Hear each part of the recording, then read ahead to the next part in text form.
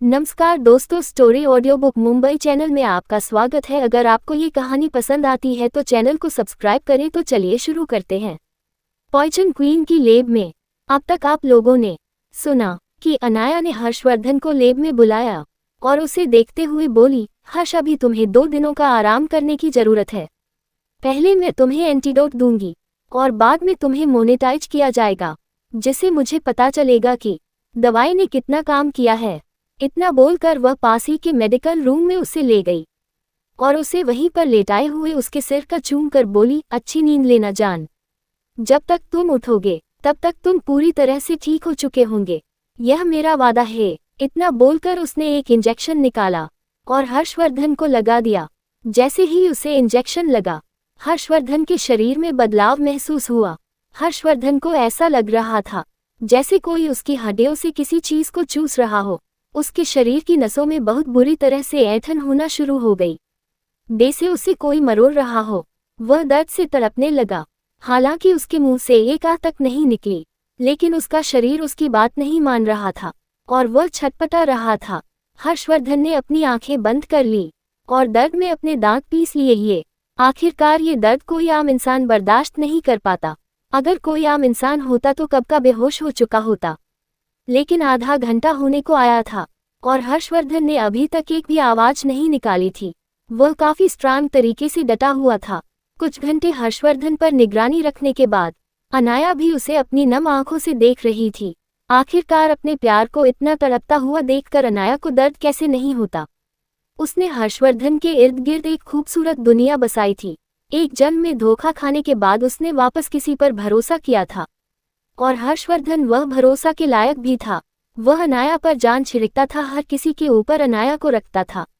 उसकी नज़रों में अनाया सब कुछ थी और उसके जीने की वजह भी अनाया थी, और अनाया की नज़रों में भी हर्षवर्धन सबसे ऊपर आता था। उसे दर्द में देखकर उसे अंदर से तकलीफ हो रही थी। तभी उसका फ़ोन बजा और फ़ोन पर जो कहा गया उसे सुनकर अनाया की आंखें छोटी हो गई। वह अपनी जगह से खड़ी हुई और रोबोट नोबिता को देखते हुए बोली, हर्षवर्धन पर अच्छे से नज़र रखना, उसकी बॉडी को हर 10 मिनट में स्कैन करना और उसकी रिपोर्ट मुझे भेजना। कुछ भी गलत लगे या फिर कोई भी गड़बड़ हो तो तुरंत मुझे इन्फॉर्म करना और किसी को भी हर्षवर्धन के आसपास मत आने देना। उसकी सेफ्टी का ध्यान रखना। मुझे अभी जाना होगा। इतना बोलते ही वह बाहर निकल गई। हॉस्पिटल में दूसरी ओर अनाया का काफिला मिलिट्री हॉस्पिटल में पहुंचता है। इस वक्त वह पूरी तरह से अपने डॉक्टर एना के अवतार में आ चुकी थी। ऊपर से नीचे तक ऑफ क्रीम कलर का बॉडीकॉन सूट, ऊपर से लूज शर्ट और डॉक्टर का सबसे यूनिक मार्क वाला कोट, जो डॉक्टर एना की पहचान थी। बालों को जुड़े में बंधा हुआ, चेहरे पर मास्क, हाथ में रोबोट टेम्पेरो में स्नीकर्स। दिखने में यंग टीनेज गर्ल, लेकिन ओरा बहुत ज्यादा खतरनाक। वह अपनी टीम के साथ आगे बढ़ रही थी। उसके साथ साथ रोबोट शिजुका और सेक्रेटरी बेला भी थी। रजत को बाकी काम देखने के लिए छोड़ दिया गया था। जैसे ही अनाया अस्पताल में पहुंची, सामने ही उसे मिलिट्री जनरल नजर आए, जो खुद अनाया को ग्रिड करने के लिए आगे बढ़े। अनाया ने उन्हें इग्नोर कर दिया और आगे बढ़ गई। किसी ने बुरा नहीं माना। आखिरकार वह जिस ओहदे पर बैठी थी और जितनी पावरफुल थी, कोई भी उसके और एक नज़र उठाने की हिम्मत नहीं कर सकता था। जनरल तुरंत अनाया को उस पेशेंट के वार्ड में ले गया जिसका चेकअप अनाया ने कुछ दिन पहले किया था। ये वही इंसान था जिसे झूठ बोलकर यहाँ पर एडमिट किया गया था। मीनल देवी का भाई, जिसकी तबीयत बहुत ज्यादा खराब थी। दरअसल थोड़ी देर पहले अनाया जो हर्षवर्धन के पास बैठी हुई थी, उसे फ्रांस के प्रेसिडेंट से फोन आया था। ये फोन टेक्निकली हर्षवर्धन के लिए आया था। वह हर्षवर्धन की मदद चाहते थे उन पेशेंट के ऑपरेशन के लिए। हर्षवर्धन की पावर और पोजीशन इतनी ज्यादा थी कि अगर वह चाहे तो डॉक्टर एना को खुद अप्रोच कर सकता था। यही वजह थी कि प्रेसिडेंट ने खुद हर्षवर्धन को फोन किया। वैसे तो जो पेशेंट हॉस्पिटल में एडमिट था वह इतना मायने नहीं था, लेकिन उस खानदान के साथ फ्रांस की कुछ डील हुई थी और वह बहुत बड़े पैमाने पर हुई थी। और इतने क्रिटिकल मोमेंट पर अगर रॉयल फैमिली पीछे हट गई तो फ्रांस में प्रॉब्लम हो सकती थी, खास करके इकोनॉमी पर इफेक्ट पड़ेगा। और इतनी खतरनाक सिचुएशन में प्रेसिडेंट ऐसा नहीं चाहते थे। यही वजह थी कि उन्होंने हर्षवर्धन की मदद के लिए कहा।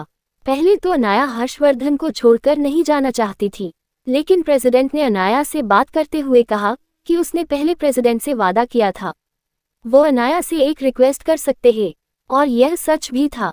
जब अनाया हर्षवर्धन को बचाने के लिए फोर्स इकट्ठा कर रही थी, तब फ्रांस के प्रेसिडेंट फ्रांस की आम पब्लिक की सुरक्षा के लिए चिंतित थी और उन्होंने अनाया को रोका था। तो अनाया ने कहा था कि वह प्रेसिडेंट की कोई भी एक मांग पूरी करेगी, चाहे फिर उसमें कितना भी खतरा क्यों ना हो, और प्रेसिडेंट ने यह बात एक्सेप्ट कर ली थी। इसी बात की वजह से अनाया ऑपरेशन करने के लिए हामी भर दी, या फिर कह सकते हैं उसने प्रेसिडेंट से कहा कि वह डॉक्टर एना से बात कर लेगी। अनाया न चाहते हुए भी हर्षवर्धन को बिस्तर पर लेटाकर ऑपरेशन करने के लिए चली गई और उसने खास इंस्ट्रक्शन दिलवा दिए कि वर्ल्ड हेल्थ ऑर्गेनाइजेशन की टीम और बाकी सारी चीज पहले ही अच्छी तरह से तैयार हो। अनाया सीधे ही ऑपरेशन शुरू कर देगी, वह एक भी मिनट वेस्ट नहीं करेगी, क्योंकि उसे वहां से तुरंत ही हर्षवर्धन के पास वापस लौटना था। जैसे ही वो वहां पहुंची, उसने किसी से भी बात नहीं की, तुरंत ही अपनी टीम के साथ ऑपरेशन थिएटर के अंदर चली गई। वहां पर पहले से ही सारी चीज मौजूद थी। डॉक्टर एना का एक रोल था, वह पेशेंट को पहले खुद एनालाइज करती है, बाद ही किसी भी तरह का ऑपरेशन शुरू करती है। उसने तुरंत पेशेंट की नब्ज चेक की, उसकी रिपोर्ट पढ़ी और बाकी सारी चीज चेक की, बाद में ऑपरेशन शुरू कर दिया। वही बाहर पेशेंट की फैमिली मेंबर जो डॉक्टर एना से बात करना चाहते थे, वह ऐसे ही वहां पर मूर्ख बने खड़े रहे। उन्हें तो अनाया को देखने का मौका तक नहीं मिला। उसमें से एक बहुत ज्यादा घमंडी था, वह गुस्से में बोला, कितने बदतमीज डॉक्टर है, उसे हमसे एक नजर बात भी नहीं की, पता नहीं डॉक्टर कैसे बन गई। वही उसकी बात सुनकर पास खड़ा हुआ मिलिट्री जनरल उसे घूरते हुए गुस्से में बोला, चुप रहो, तुम्हें पता भी है तुम किसके बारे में बकवास कर रहे हो, वह लीजेंडरी डॉक्टर एना है। अगर फ्रांस का प्रेसिडेंट ने खुद मिस्टर रावत से रिक्वेस्ट नहीं की होती, तो क्या तुम्हें लगता है कि इतनी महान डॉक्टर यहाँ पर इस ऑपरेशन के लिए आती है? वह भी तब जब तुम लोगों ने झूठ बोला था। उस मिलिट्री जनरल के नज़र में एना महान इंसान थी, उसने उनके कई सारे ऑफिसर की जान बचाई थी, तो भला वो उसके खिलाफ बकवास कैसे सुन सकता था? वही यह सुनते ही वह इंसान चुप हो गया। वैसे डियर रीडर, मानना पड़ेगा, फ्रांस का प्रेसिडेंट सच में मूर्ख है। उसने इतना बड़ा मौका बस एक मामूली ऑपरेशन के लिए छोड़ दिया। अगर अनाया को कुछ भी करने को कहता तो वह कर देती, उसके पास इतनी पावर थी। उसे अनाया से कुछ और मांग लेना चाहिए था। चलिए हम कहानी में आगे बढ़ते हैं। दूसरी ओर ऑपरेशन रूम में ऑपरेशन खत्म होते ही अनाया आगे की मेडिकेशन वहां के दूसरे डॉक्टर को समझाते हुए बाहर चली गई। उसका कोई इरादा नहीं था यहाँ रुकने का। ऑपरेशन पहले ही सक्सेसफुल कामयाब हो चुका था। आगे पेशेंट के साथ क्या होगा उसे उसका कोई लेना देना नहीं है। वैसे भी उसे तो रह रहकर हर्षवर्धन का ही ख्याल आ रहा था। ऑपरेशन को करने में उसे तकरीबन 4 से 5 घंटे लगे। इस बीच वह पूरी तरह से बेचैन रही और हर वक्त हर्षवर्धन के बारे में सोचती रही। अगर उसकी एक्स्ट्राऑर्डिनरी स्किल नहीं होती तो शायद वो पेशेंट को पहले ही नुकसान पहुंचा देती।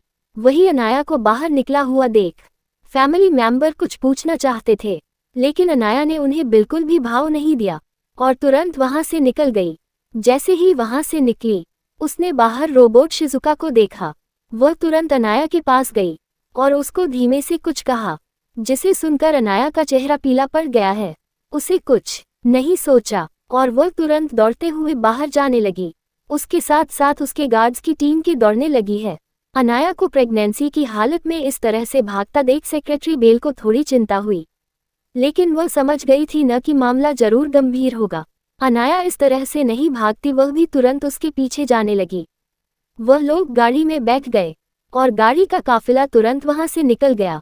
अनाया के विला में अनाया जैसे ही पहुंची वह तुरंत ही दौड़ते हुए विला के अंदर चली गई, जहां पर हर्षवर्धन को रखा गया था। दरअसल अभी थोड़ी देर पहले उसे हर्षवर्धन की क्रिटिकल कंडीशन के बारे में बताया था। हालांकि वह कई सारे डॉक्टर हर्षवर्धन के ऊपर छोड़कर गई थी, लेकिन फिर भी हर्षवर्धन की कंडीशन ठीक नहीं थी। पिछले 1 घंटे से डॉक्टर अनाया को कांटेक्ट करने की कोशिश कर रहे थे, लेकिन अनाया ऑपरेशन थिएटर में थी और जब उसे पता चला तो वह तुरंत ही भागते हुए यहाँ आ गई। उसने रास्ते में कई सारे ट्रैफिक सिग्नल तोड़ दिए, यहाँ तक कि फ्रांस की पुलिस भी उसके पीछे लग गई, लेकिन उसने कुछ नहीं सोचा और तुरंत ही विला पहुंच गई।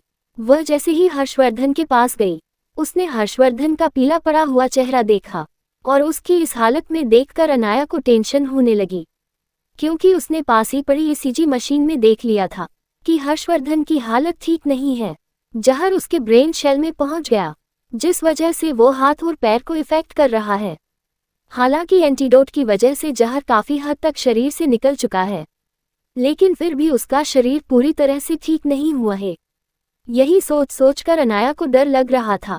उसने सबसे पहले अपनी एक्यूपंक्चर किट निकाली और उसने हर्षवर्धन के शरीर पर एक्यूपंक्चर बिंदु सिल कर दिया। वह उसके और किसी भी आंतरिक अंगों को खराब नहीं होने दे सकती थी।